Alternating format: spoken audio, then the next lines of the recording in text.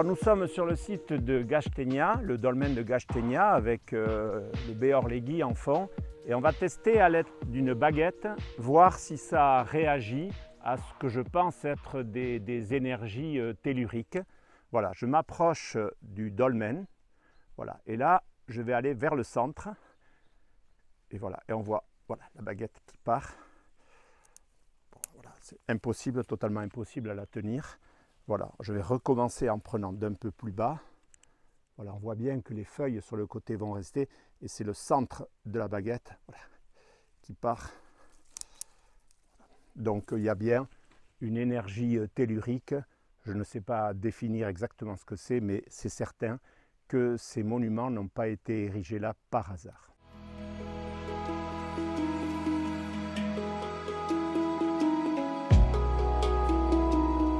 Je suis sourcier, voilà, et totalement par hasard, par l'intermédiaire d'un ami, Michael Echeverria, qui s'occupait des voies de Saint-Jacques, il m'a fait découvrir le Crommelech d'Itsassou, où il m'a dit qu'il avait vu une personne qui cherchait des énergies avec l'aide de baguettes.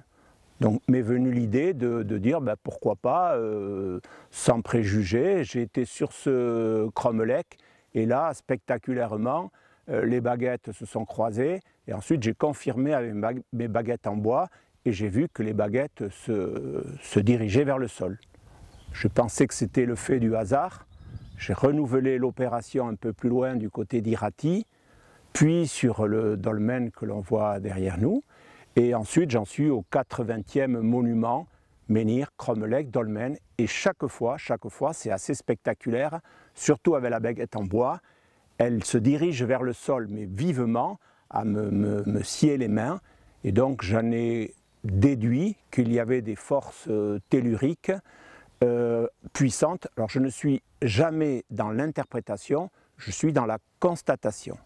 Voilà. Et là, on voit bien que les baguettes plongent directement vers le sol. Voilà, je m'approche du milieu du dolmen, du centre. Voilà, et là, c'est vraiment très impressionnant. Je précise bien sûr que je n'ai pas une vision archéologique. Je laisse ça aux spécialistes. Moi, je suis là pour constater des choses et j'ai cette sensation, ces choses que je ne maîtrise pas. Voilà, je laisse la science interpréter, voilà, et je précise bien, c'est une vision photographique et énergétique en quelque sorte, mais surtout pas archéologique. Je vais essayer de capter ces énergies avec les baguettes de sourcier traditionnelles qui sont en laiton ou en cuivre. Voilà, donc si je fais le tour, elles vont rester orientées à l'horizontale et dès que je vais m'approcher, elles vont se croiser. Voilà, je m'approche. Voilà, et les baguettes, voilà, donc là pour l'instant elles sont orientées vers l'extérieur et dès que je vais m'approcher du centre, voilà, les baguettes se croisent et se mettent vraiment en forme de croix. Et même s'il y avait beaucoup de vent, les baguettes seraient vraiment croisées en leur milieu. Et dès que je vais m'éloigner du dolmen, à nouveau, les baguettes vont s'éloigner. Je n'ai aucune idée pourquoi les baguettes bougent ou pourquoi les baguettes se cassent. Comme je dis, je suis dans la constatation et c'est pour ça que j'ai commis un livre qui s'appelle « Mystère des mégalithes en Pays Basque ». Ça date de 6000 ans, Internet marchait très mal à l'époque, donc on ne sait pas. C'est un mystère et ça garde jalousement ses secrets. On commence à avoir une parcelle, peut-être par le biais de la géobiologie, qui nous amènera à une compréhension peut-être un peu plus complète et de déchiffrer les mystères de ces mégalithes. Sur le menhir de Iruñari, voilà, je m'approche avec la baguette. Hop, là, c'était spectaculaire. La baguette, elle s'est brisée. Baguette de sourcier, c'est à la base, c'était pour les gens qui recherchaient les sources, tout simplement. Voilà, et je n'ai pas d'explication scientifique de ces baguettes de sourcier, mais elles existent depuis la nuit des temps, puisqu'on les faisait simplement avec 2 fils de fer légèrement en aile. Voilà, donc maintenant ça s'est un peu amélioré et on en trouve au Nombre d'Or, rue d'Espagne ou d'autres endroits spécialistes de ces baguettes.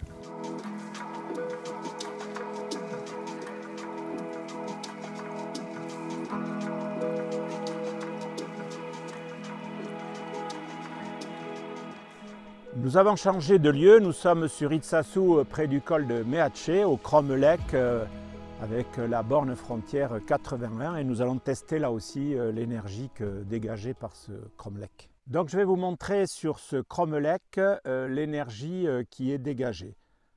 Donc je prends ma baguette en forme d'Y inversée. Voilà, je vais m'approcher du centre du Cromlech. Voilà, et arriver sur le centre, voilà, on voit très clairement voilà, la baguette. Voilà, c'est assez spectaculaire. Voilà, donc ça dégage une énergie assez puissante. À force, quand je constate 90 fois ou 100 fois que ces mégalithes sont sur des lieux d'énergie, je pense qu'à l'époque c'était un genre de chaman, mais pas le chaman avec des produits hallucinogènes, mais le gars qui guidait sa tribu et qui amenait sur ce qu'il pensait être des lieux d'énergie, et il soignait également, il guérissait. J'ai ce don-là également, mais bon, c'est une autre partie. Mais voilà, je pense qu'ils avaient une connaissance assez intuitive de l'énergie et du bien-être que pouvaient procurer ces lieux.